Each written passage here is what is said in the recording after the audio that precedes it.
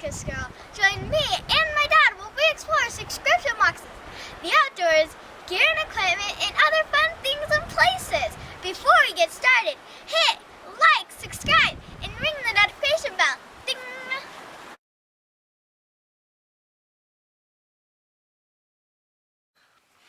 Well, thank you for that amazing introduction, Miraculous Girl, and thank you everyone for joining us again here on Exploring It All for our, what was it, Rare to Common Let's Go Fishing series. Anyway, this is part 2 of that, and we are looking at another one of the models that have the fish inlay on it, the Fisherman. And this one is still available. It would be our common. Our next couple of follow-ups here are going to be a lot rarer than these particular models. I don't know what the current going price on these are. I'm going to say anywhere from $35 to $50. Amazon isn't always the best deal out there for these anymore. Sometimes you can get them cheaper in other sites like Knife Center or Smoky Mountain Knife Works or some of those places. You can look around. Anyway, all that said, this, like I said, as far as I know, this model is still available. This is the Angler. A little bit different than the Fisherman, which we featured, and we'll go over a couple of that. And I have a couple little additions on here I don't think come with this model since I received it. I've had this one for a while. And because it'll drive me nuts, I'm going to be wiping off the scales because this one's still in great shape. So anyway, let's go ahead and get started. First thing, we'll go over the scales and the scale tools. Now, as mentioned previously, these scales are printed. Originally they had a metal inlay on them, but these are printed, and I'm not sure, they may have gone back to putting a metal one on. I'm not sure on that, so don't hold me to that. If any of my information's wrong, let me know in the comments. Next up in the scales, we have the Victorinox tweezers. Everyone always loves the tweezers, and they come in handy. I actually use those more often than you'd realize. We have the key ring, which is in the, I think it's 91. It's part of the back spring tools and not part of the liner itself. And you have the key ring. And it's been mentioned that this could work as a window breaker. However, I've seen videos where people have attempted to use this, and although, yes, it will penetrate the glass or whatever, it doesn't shatter it the way your carbide tip type window breakers do. And then on the other side of that, there is the toothpick. Now, there is a plus version that is very rare out there, but that doesn't mean it has the plus scale that includes the ballpoint pen. That refers to, there's a plus model that has a wood saw, and there's a plus model that has the metal file.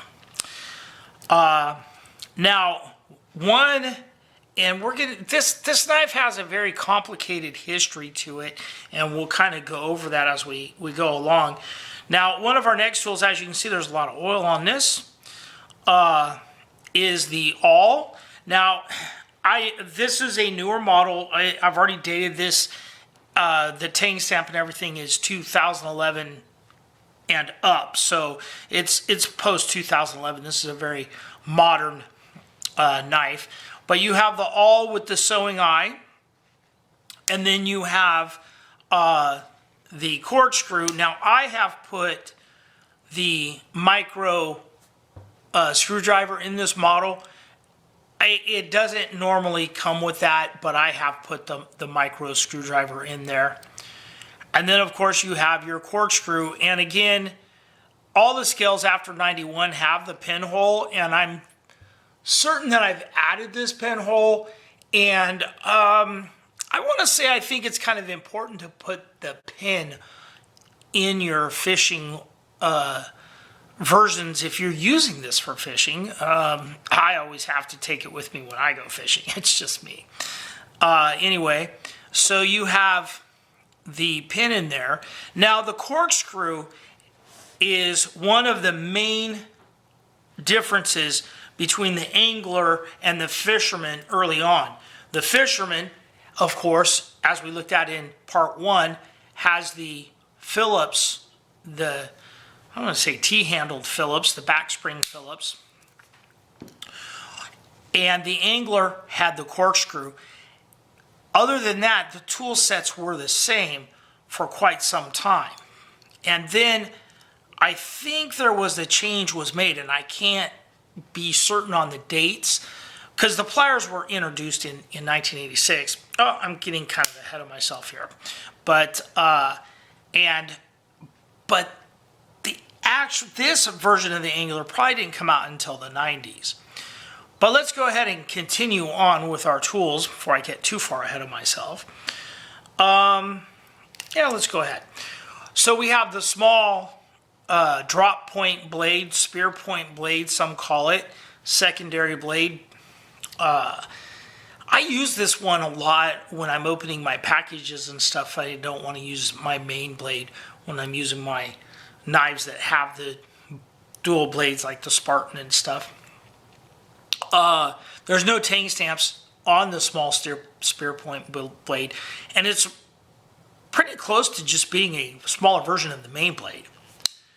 Now, like I said, I dated the tang stamps on these, and I know it's a 2011. It has Officer Swiss on this side, and on the other side it's Victorinox Swiss-made stainless in there.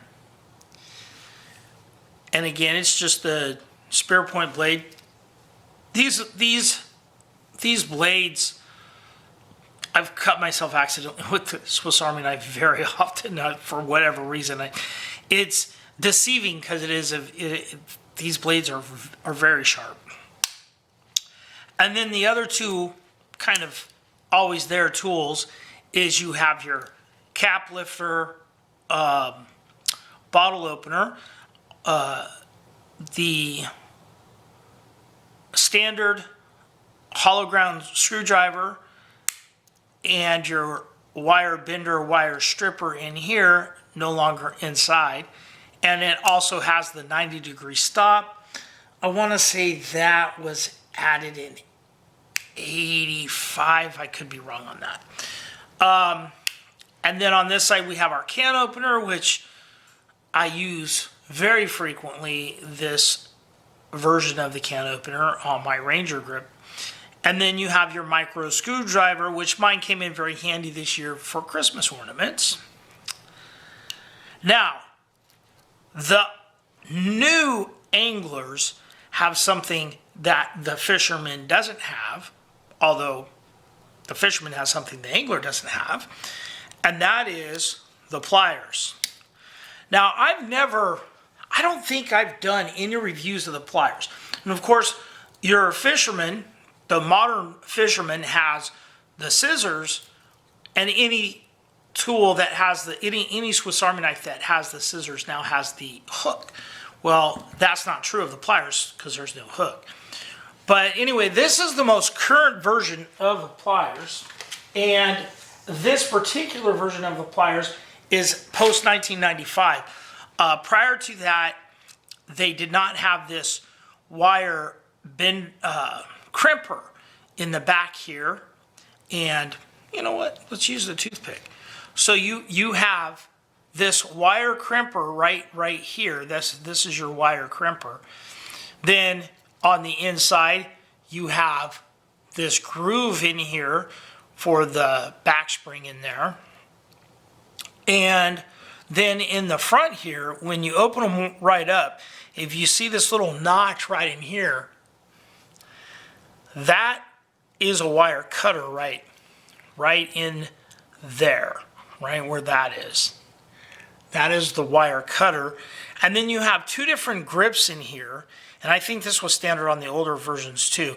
You have this area in here, and then you have the finer grip right in there on the pliers where they meet, and then you have this larger grip in here. So you have a few different, like I said, you have your wire cutter, you have two different grips in there, you have the wire crimper right there in these pliers. Now, the original ones were lacking a little bit of that, and we may have something that covers that. But anyway, so that's the main difference is you get the pliers, and you know, this is great for when you got your fishing reels and things of that sort. I like having the pliers when I go fishing. So anyway, just throwing that all out there. And then, of course, our main event is the fish scaler. Now, the fish scaler has, on this side, you have your scaler. Then you have a flat edge over here. You have your hook degorger right there. And then you have a ruler that is both inches on this side and centimeters on this side.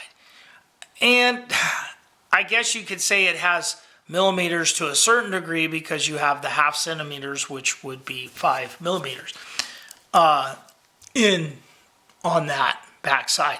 Now, this particular fish scaler, obviously with our pliers being post 95, the fish scaler is post 85. And what that means is this fish scaler is not, and I tested it out, it is not magnetic, because in 1985 they stopped magnetizing the tip. However, you can still magnetize the tip if you want. You just rub a magnet on there and you will magnetize the tip. But that used to be something that they used to do automatically. So for our little hack for this particular episode, we're going to talk about this little pointed tip here. Now, this little tip can be used as a fork in which to kind of stab things with. You want to get, say, olives out of a jar or something to that effect.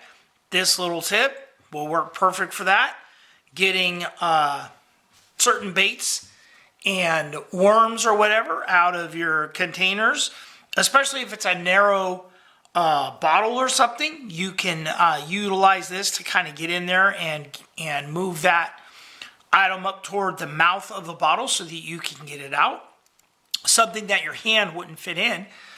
And then one other thing that I was going to mention is I've watched quite a few videos about it, and in Europe they have some two-pronged screws, and these 2 points fit into the holes on that screw. It's like almost like a security screw, and a lot of it is on their electrical, because a lot of people, the plugs in Europe are different than the plugs in America and in the Western world, I guess. And they have these different screws that they use on some of those fittings and stuff. And this actually is designed to fit in those, or it fits in them. Whether or not it was actually designed for that, these two forks on the end here were designed for that. I don't know, but it seems kind of likely, since that's something that is common in Europe. So that is our kind of special little fisherman hack for episode 2 of Let's Go Fishing.